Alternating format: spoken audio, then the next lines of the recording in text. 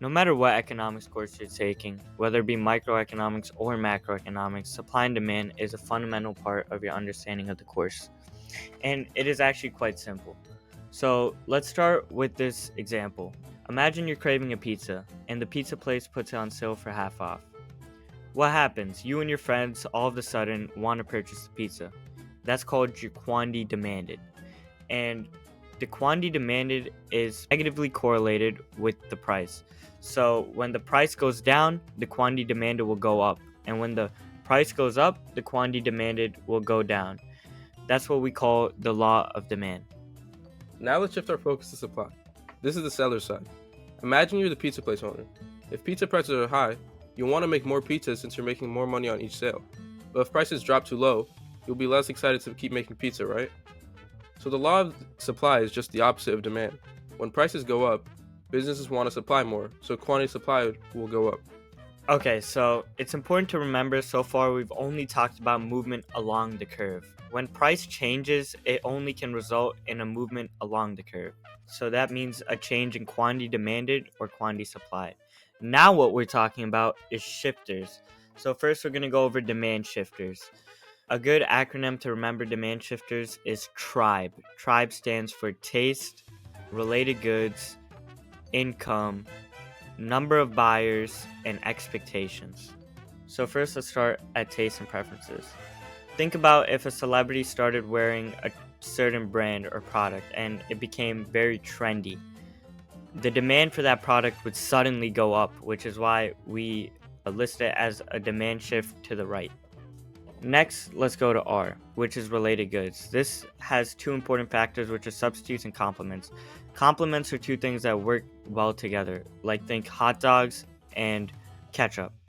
Whereas substitutes are two things that are constantly competing against each other, like think Pepsi and Coca Cola. So now, if the price of a complement goes up, the demand for our product would shift to the left. Whereas if the price of a substitute goes up, the demand of our product shifts to the right, and vice versa. Next, we have I for income. Now, important thing you have to remember here is that there's a normal good and there's an inferior good. A normal good would be considered something that people are willing to pay more money for. And the demand for a normal good shifts to the right when income goes up. So think about like a five-star restaurant versus something like McDonald's. When income is generally rising, the five-star restaurant's demand will be shifting to the right. Whereas when income drops, so does the demand for that five-star restaurant.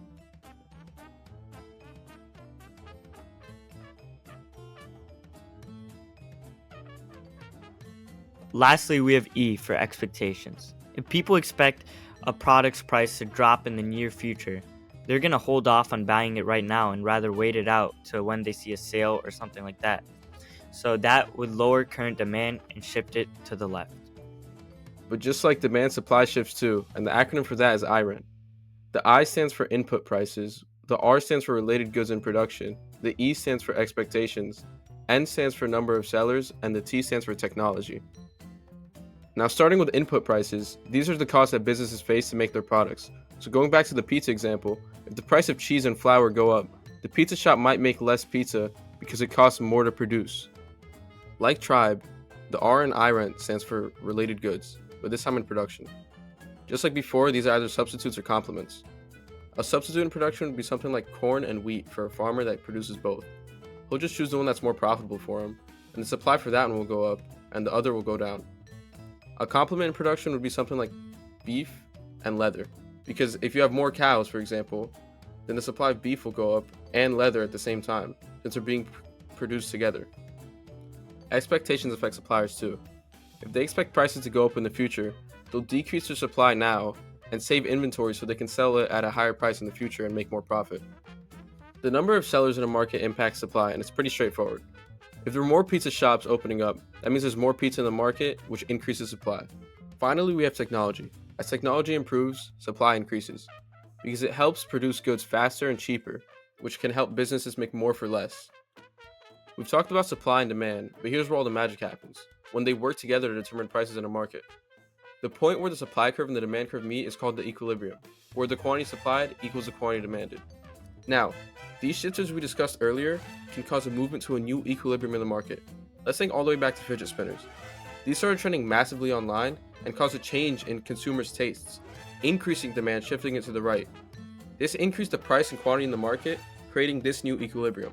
But hold on, eventually suppliers caught on and started producing way more fidget spinners. This increased supply and shifted that curve to the right. That decreased the price and increased the quantity.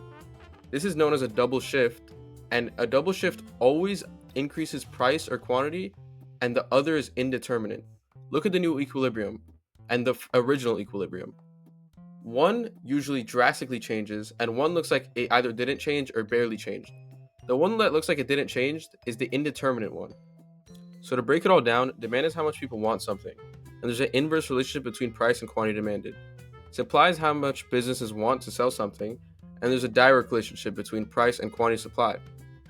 The market price is set where these two forces meet, and it's called the equilibrium. And both supply and demand can shift thanks to factors like tribe and IRENT, creating new equilibriums. And that's all you need to know about supply and demand.